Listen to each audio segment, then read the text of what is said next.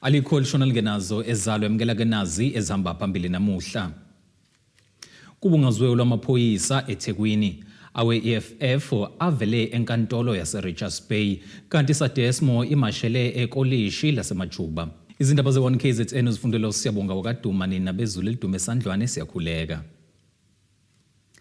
Amaphoyisa ahlalelwe umsebenzi wokubuyisa ukwethenjwa emphakathini aqede nobugebengu nenkohlakalo. Lawa ke amazwi kaNgqongqoshe wamaphoyisa kuleli uSenzo Mchunu ngesikhathi kugujwa usuku lokubungaza amaphoyisa kuzwe lonke obekubanjelwe eThekwini. Kuqhakambiswe amagalelo abombutho wamaphoyisa ophiko uSAPS ngokuzinikela ekwenzeni umsebenzi wawo.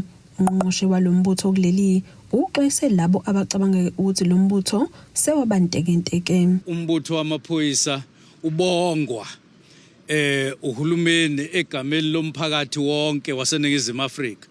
Kodwa futhi ubongwe bukhoma amaphoyisa abekhona sishaya ihlombe singakhathali. Sikhulume singakhathali ngobuhle nangezinto ezenziwa amaphoyisa ewenzela iNingizimu Afrika. Phansi kwentando yeningi sekube iminyaka eyamashumi amathathu. Unyaka wamashumi amathathu nangaphezudlwana. Umbutho usebenza ngaphansi kwentando yeningi. Okuyinto esiyibona iya ngokuya iba impumelelo. Kodwa futhi besizobonga amaphoyisa ngokusebenza sishaya ihlombe. Namuhla izinhlaka ezahlukene zamaphoyisa zibuthane enkundleni iKings Park eThekwini lapho ke bekugujwa khona usuku lokwabungaza. Izinhlaka zawo ngokwahlukahlukana zikhombise ngomsebenzi wazo kubaloke abezokutakula, uphiko lwezinja, abamabhomu, abezindiza nokunye ke okuningi. Lolu suku lwandulela olomcimbi ukhomelisa abasebenza ngokuzikhandla kuwo lombutho. Kunezibonelo ke eziningi esizibonile lapha edineni. Esinye sazo nje ipolice officer yase Free State egilimanga ngokuthi icubungule yenza uphenyo ngama affidavits ngama dockets amanye abesengathi avaliwe owalanda watatulula eGBVF okuyinto esikhungethe kakhulu lapha eNingizimu Afrika. Le officer uPeterson mangikhuluma kahle mangaphambanisa isibongo uPeters, yes, National Commissioner ukhombisa ikhono elingajwayelekile lokuthi abe nesineke nobuchule akwazi ukuphenya amacala ngazuthi alikhune ukubulawa noma ukuphathwa kwabi kwabantu besifazane.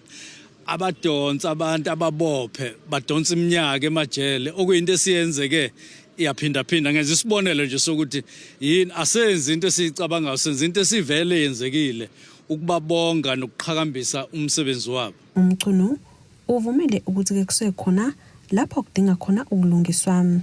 Yebo, kuningi okusafanele kwenziwe, kuningi okubuye kubeke amabala lapha nalapha embuthweni wethu.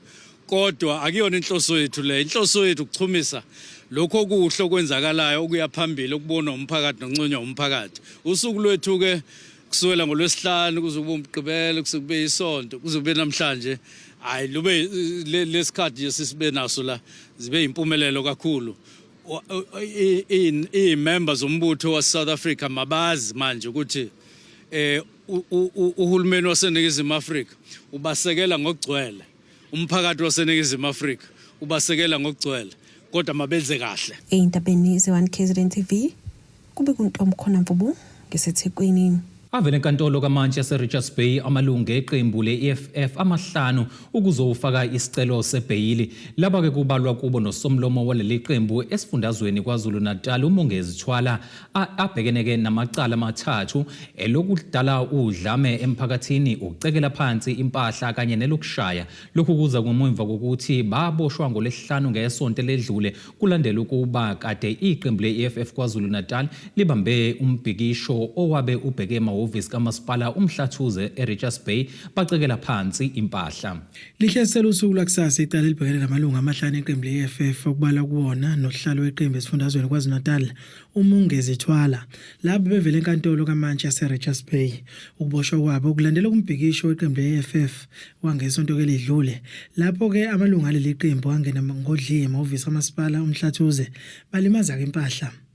I-EFF isola umasipala uMhlathuze ngokuqhubeka nokusebenzisa amakhansela amathathu awayengaleli qembu aseyawaxosha ukwakha uhulumeni ukubusa lo masipala.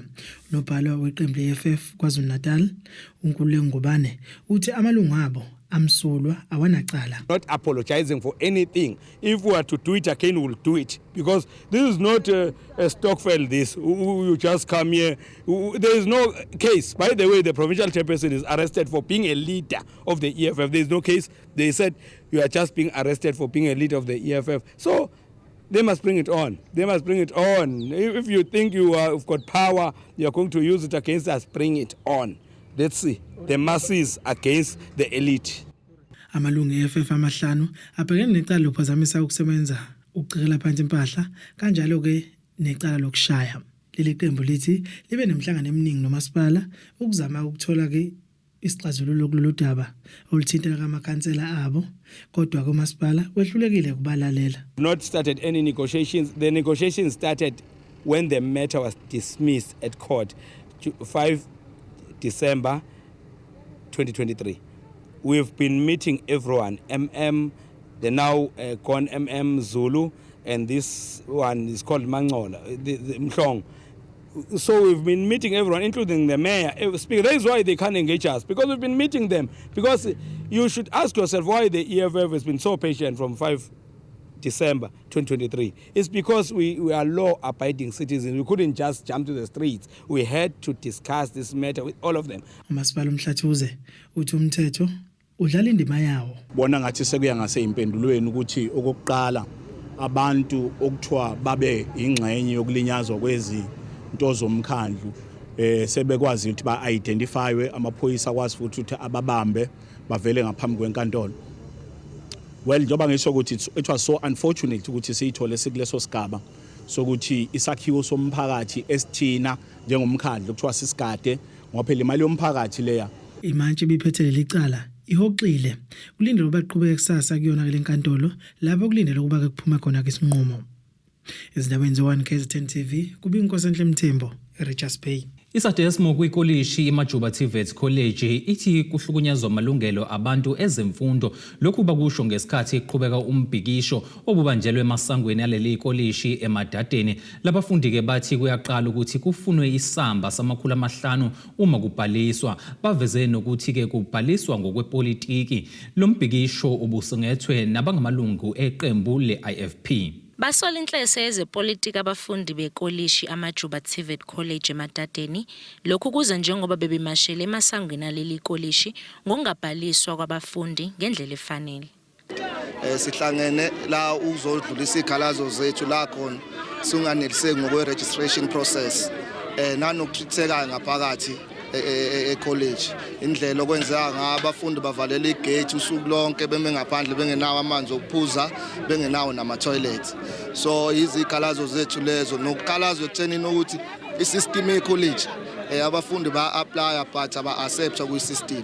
So umuntu ugcine engalitholanga usizo nalento yokuthi sifisa ukuthi i-college li-prioritize abafundi be-local.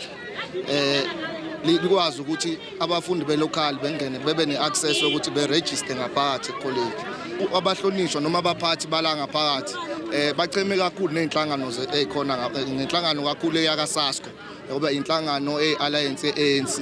So ezinye inhlangano abayi-recognize while zizi-recognize ngokwe-college. So izo zonke izinto esikhala ngazo lezo-ke ne-IFP Youth Brigade nayo bikhona izokweseka. Kanti usekela nobhala we-IFP Youth Brigade uThembelihle Mthembu uthi lokhu kuwukuhlukumeza ilungelo lokuthola imfundo.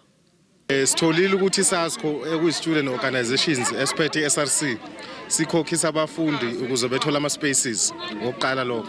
Sitholile ukuthi abafundi abafika benziswa i-induction induction engabe bayenziswa istaff sasemajuba noma management yasemajuba bayenziswa iSASCO befuna ukubaguqula ngenhloso ukubaguqula ukuthi bebe iSASCO. Sitholile futhi ukuthi ucampus manager lo ukuthiwa umgazi uchemene neSASCO yonke into ayenza ulenzela iSASCO akayenzela abafundi as a whole. Ingakho sila namhlanje sizokhala nokuthi la abafundi bafike bavalelwe igate behlale ngaphandle bengenamanzi bengenama toilet. Yikho konke ukuphula kwamalungelo abafundi la sikuyi democracy eyalwela kanzima. Le college esikuyo yakhe umntwana okwaphinda ngene oba kwakuyi teachers college. Manje asikwazi ukubukelela nje kuxhashazo abafundi abasuke bezofunda lapho. Uqhube ngokuthi lolu daba badluliselile kwaba kwikomidi lezemfundo.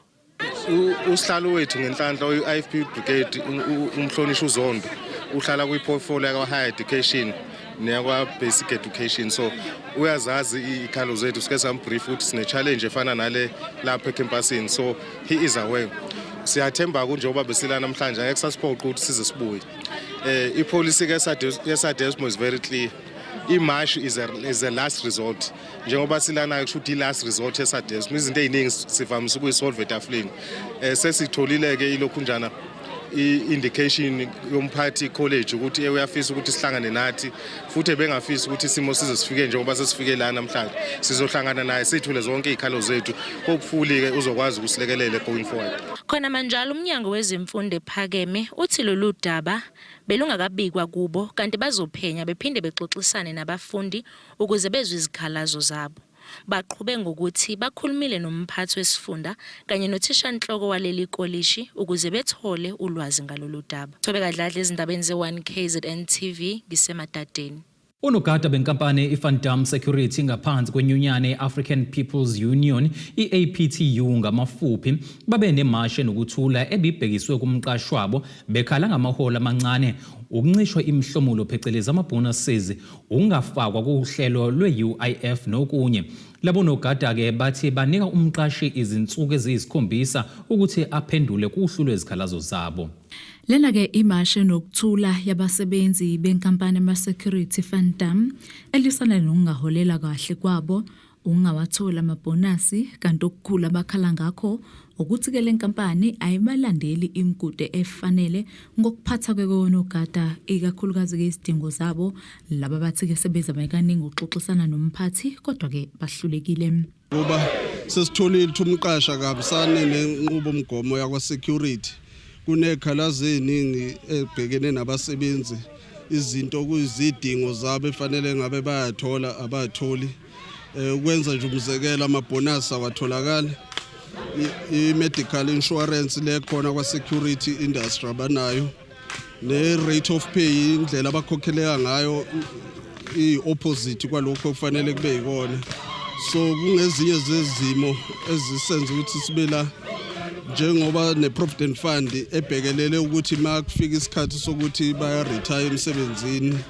bakwazi ukuthi bathole umhlomulo. Simbiza etafuleni akavumi ukusondela sikhulume, so sase sibona ukuthi iyona ndlela le singakwazi ukuthi simenze abone ukuthi no sikhona si-union yabasebenzi. Le nyunyana inezinyanga ezine kuphela isebenzisana nale nkampani kodwa ke ithi kuningi ukonakela ukudinga ukulungiswa njengoba ngisho izincwadi zesivumelwano ama-work contracts bengenawo abasebenzi. Sikho happy ngoba sino 4 months sikhona la ngaphansi kwale company uFundam. Kusekukhulu okusasihlalele ngoba nama contract okusebenza bengenawo ezinye izinto efanele siqale silungise nayo inkampani ngoba akekho umsebenzi ofanele asebenze ngaphandle kwecontract. Ngosuku lokuqala uthi umthetho mayeqashwa fanele asayine icontract kuyona ezoguide ukuthi yini ezothola umsebenzi naye uzosebenza kanjani. Imizamo yokuhlala phansi bexoxisana nomqashi ayibanga ke impumelelo nokholela ekuthini ke bese bethathe ke isinqumo sokuthi ke bangene emgaqweni umqashi bamnika ke izinsuku ezisikhombisa kuphela ukuthi ke aphendule kuhla ke lwesikhalazo zabo. Ningekhawo sesizamile sinayo section 21 ama-organizational right nomqashi akwenele ekuthina ukuthi abamba ama-subscriptions for i-union kodwa idingo zabasebenzi engamithani nazo.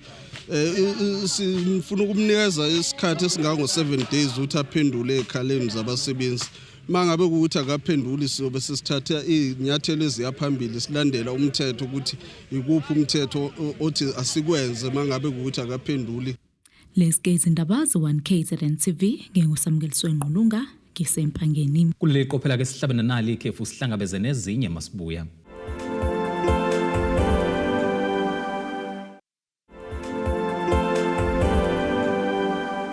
Sakubingelela sekwamukela ukuthi ke usanda kubukela izindaba zethu yamukela ke nazi ihloko ezihamba phambili namhlanje.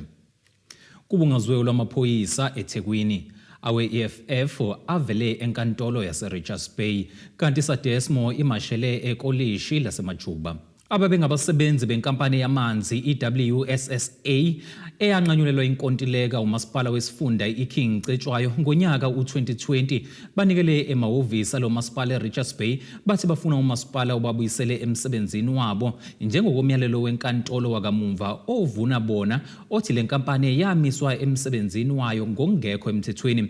Labasebenzi banxuse umasipala ukuthi awenze ubulungiswa ubabuyisele emsebenzini wabo.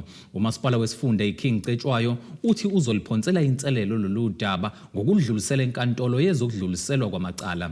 Abasebenzi abangaphezulu kwama600 abaphelelwe kumsebenzi ngonyaka ka2020 ngesikhathi umasipala wesifunda iKing Cetshwayo unqamula inkontileka nenkampani yamanzi iWSA.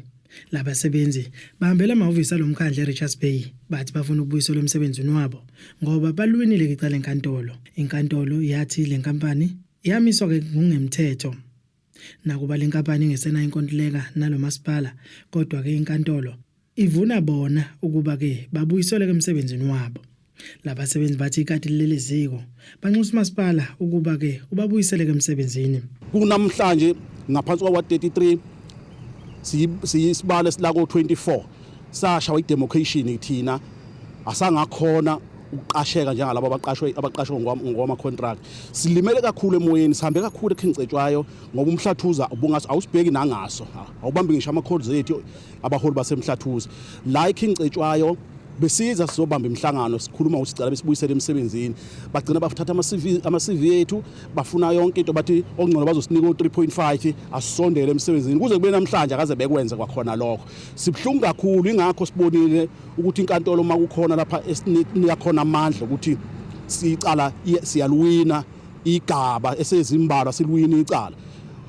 Asibuyisele emsebenzini lokho sicela nje ukuthi sibuyisele emsebenzini ingane zethu yilambile. Sizozwa ke la kumhlonishwa nethimba lakhe kodwa ikakhulukazi sibabeke eceleni omeya no speaker. Umuntu ophethe umkhandlu ubaba uSibiya uyena okufanele asitshele ukuthi kuzokwenzakalani kusukela manje bayasabsorba noma lidlulela eConcord icala. Babanye bathi babenethemba lokuthi ubuholo obusha kulomasipala buzobabuyisela emsebenzini. ANC ngesikhathi wona ophethe umasipala ngesikhathi siphelele umsebenzi wangena iFP ngo2021 November 1 ama elections. Emva kwalokho kwaba ukuthi mhlambe sinethemba ukuthi ubuholo obusha mhlambe uzosilalela ngoba ngizokhuluma nje mhlambe ngibeke ukuthi umphemba lesikhathi leso wade wayizoba umayor. Wekhankasa ngayo lento le uthi na abasebenzi baseWSA luseqhulwini ukuthi mayengena emkhandlweni lonto ayilungisa abasebenzi bakwabele emsebenzini. Umasipala wesifunda iKing Cetshwayo uthi uyayenza ke imizamo yokuqasha kancane ingxenye labo abasebenzi kepha ke angeke ukwazi okwamanje ukubaqasha bonke kanye lokho kolekthini udaba lolu ilodluliseleke enkantolo yezokudluliswa kwamacala. Daba lo WSSA nomkhandlu waseKing Cetshwayo. Umkhandlu waseKing Cetshwayo ke mhla ka16 January uhlanganile wasibuka isinqumo senkantolo wasuthatha isinqumo sokuthi uzodlulisela enkantolo enkulu udaba lesisinqumo leso ukuze mhlambe ngoba sinethemba lokuthi enye inkantolo ingasithole esinye isinqumo esingakwazi ukuthi sihluke kulesi sikade sesitholile. Izindaba ze1KZN TV kubinkosi enhle Mthembu eRichards Bay. Usekela mongameli wokuqala wenyunyana yezisebenzi iSAMU uMluleki Mbele uthi ke sebebe nemhlangano eminingi nomqashi wezisebenzi zikamasipala iRenkonyeni kanti ke phakathi kwezinto umqashi azibeke etafuleni ukuthi izisebenzi ezitelekile nazo imhlomulo yazo inyuselwe kwisigaba sika grade 5 kwase kuthi ke imali yezinyanga eziyisithupha bayifunayo umqashi wathi angakwazi ukubakhokhela izinyanga ezine nje kuphela njengoba zisaqhubeka izingxoxo zokuzama ukuqeda isiteleka isiteleka sezisebenzi zikamasipala eRenkonyeni, usekela mongameli wokuqala wenyunyana yezisebenzi SAMU uthi phakathi kwezinto umqasha sezibeke etafuleni kubala ukubeka imiholo yezisebenzi kwisigaba sika grade 5. Wavuma ukukhokhela izisebenzi imali yezinyanga ezine. Uthi akukho kusasayindwe phansi kodwa bebesazoxoxa nezisebenzi ngokuvunywe umqashi. Kuzokhumbuleka ukuthi lezi izisebenzi zangenela isiteleka ngo-October wangonyaka odlule zikhala ngokuthi zifuna ukubekwa kwisigaba sika grade 5 kanjalo umqashi azikhokhela imali yezinyanga eziyisithupha. Masize engxoxweni nomasipala uqale wathi no uya accepta ukuthi abasebenzi abahole category 5 ubanika u3 months. Then umasibuyisela ireport kubasebenzi abasebenzi bawu reject u3 months. Umasipala bese lapho wasuspenda amasebenzi abawu5. Abasebenzi la ngaphakathi bese bathi uma ngabe noxoxa lapha nabatsheneni ukuthi abasebenzi ababuyile emsebenzini we are not going to accept ukuthi niqhubeke nanengxoxo ekubeni kunamasebenzi abasuspendiwe basuspendwa ngokuthi zonke insuku siyeza sobuza ema-ofisini. Then kubeke lapho ke sesiba nengxoxo ke nathi ke ne-management kanye ne-troika. Sabapersuade bagcina sebethi ke namhlanje izolo baya-accepta u4 months no category 5 bazobakhokhela category 5 ngoFebruary kanye no2 months. Then after 2 months bazokhokha ngokwahlukahlukana. Bazokhokha oqala bazokhokha ngoDecember ogcina bawukhokhe ngoMarch. Uthi njengoba bebesabuyisa umbiko kwizisebenzi kubukeka sengathi azihambisani nokubekwa umqashi etafuleni. So besibuyisa ireport ke la ngaphakathi abasebenzi bathi no siyanizwa but we have a challenge ukuthi kunama colleagues asuspendiwe unfairly okufanele nihambe no discussa udaba labo laphayana. Then naleyo ukuthi imali ihlukane kuzukuba ikapakele ku2026 ikona futhi abangakuzwa kahle lokho. Iqhuba uThomasipala waveza ukuthi awunayo imali eyanele ukuthi ukhokhe yonke imali edingwa izisebenzi.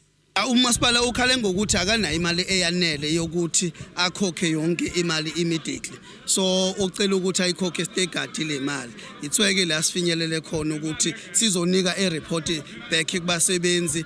I-agreement ayikakasayinwa formal besabuyisa ireport la sothatha imandate sisabuyela back sikwazi ukuthi soyithula kwi-management ne-troika ukuthi nansi iview yabasebenzi. Lezi ngxoxo zisaqhubeka. Lo mbiko beluwethulele uZamando Sicele wezindaba ze1 KZN TV ngisesayidi. Kunconywe inhlanzeko yesikole samabanga aphansi isibongamandla primary eMgungundlovu nakuba ziziningi izingqinamba ezihaqe izikole eziningi kwaZulu Natal mayelana nengqalasizinda. Usomlomo weshamthetho kwaZulu Natal uNontembeko Boys uthi abaphathi bezikole baneqhaza okumele belibambile. Ukusho lokhu eyonikelela ngemfaniswane kwisikole okuyinto aveze ukuthi wayeshiye eyithembisile kanti ke babalelwa kuyikhulu abafundi abahlomlile kulolu hlelo. Usomlomo weshamthetho sesifundazwe kwaZulu Natal uNontembeko Boys uthi wenza isithembiso kulesikole ngakho bezosifeza ufike bakuveza ukuthi ufuna ukuvuselela uhlelo lokufundisa abantwana bamantombazane ngokuziphatha. Usho kanje ngesikhathi yonikela ngemfaniswano yezikole esibongamandla eMgungundlovu. Kukhona lo wambutho okade uvela ukhona kusakhula ingane uqala abanye beqala bengama brown isikhathi esinze abantu babenza babaza ama scout but amantombazane akhona ama girl guide la ekhule efundisa abantwana ngezinto ze first aid about ukwethembeka nokuthi intombazane maseyiqala ungena kwi teenagehood ibe yi society ebafundisayo. It's more of a club. So apha esikolweni nakwesikole singumakhelwane kukhona i girl guides. So I committed ukuthi sizawumane sizama uniforms linde uniform uma sifikile mina no speaker uGabela sizophinde sibuye waseMgungundlovu because sifuna unokuze xa bene camp sikwazi ukugqugquzela ukuthi izikolo nezikolo azizenze izaba zokwenza abantwana bakwazi ukuphepha kuma social ills akhona. uBoys uncome inhlanzeko elesikole wathi yize zikhona izingqinamba ezikoleni eziningi kwisifundazwe sonke. Isikolo uma sine school management ekahle ne governing board eparticipatayo ne councillor nayo yonke enye inkokhelo ekhona ezaziyo nezinxalenye yesikolo yomphakathi wesikolo isikolo siyaphila esikudlulisa kakhulu kubantu bakithi ukuthi singabazali asingayeki imfundo yezingane zethu ukuthi singabe ingxenye yayo asibe khona uma kunemihlangano esikolweni akuziwe futhi uma kuthathwa izinqumo masithathe izinqumo esikolweni njengabazali negoverning board ezizobukela ikusasa lendawo.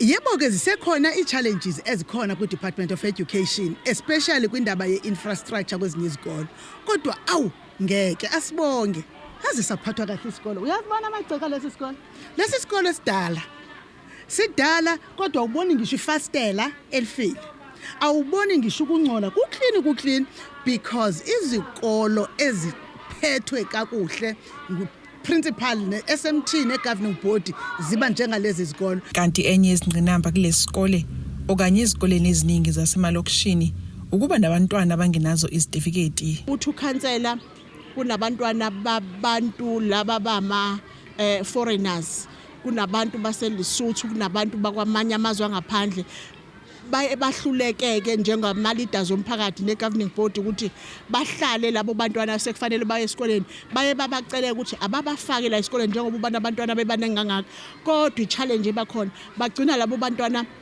befunda beze befika ka-matric bengenazo itifiketi okusho ukuthi nabazali bagcina berelaxa bengabesaya kolungisela abantwana emakhaya mayesefike ku-matric usefundile uselihlele ekhaya akasakazi ukuqhubeka ngoba kanawo amaphepha afanele. Ezindabeni ze-1KZN TV ku-Ayanda Dube kusemgungundlovu. Ake siphinde futhi sihlabena nalo elinye ikhefu sihlangabeze nezinye masibuya.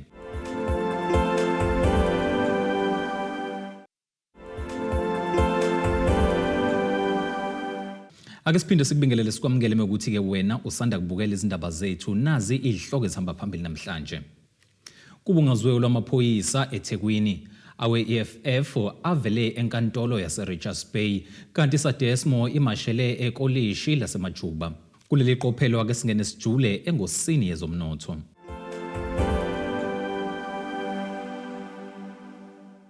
Irandi lakuleli liku-18 rand 52 cent maliqhathaniswa nedola lasemelika libe u-23 rand 5 cent maliqhathaniswa nopondo waseBrithani liphinde libe u-19 rand 37 cent maliqhathaniswa ne-euro lase-Europe.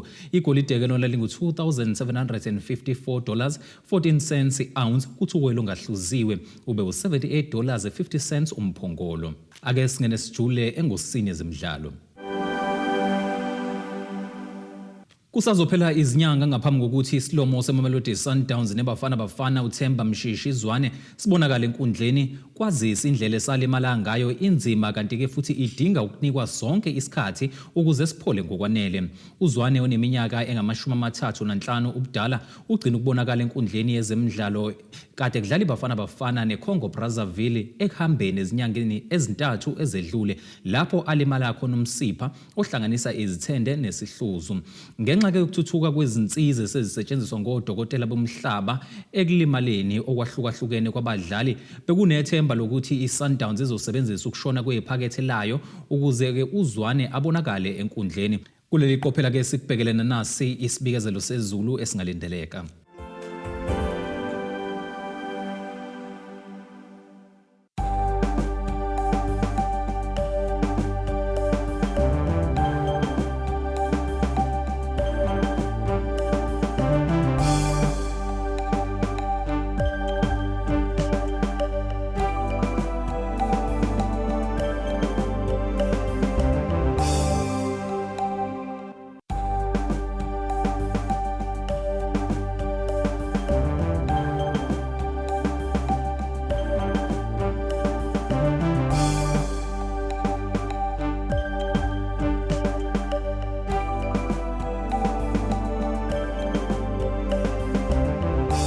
Zulu mnyama indlela zimhlophe ngeziguqisi bese kuphathele zona namhlanje akusihlangabeze futhi kusasa ngesikhathi esifanayo.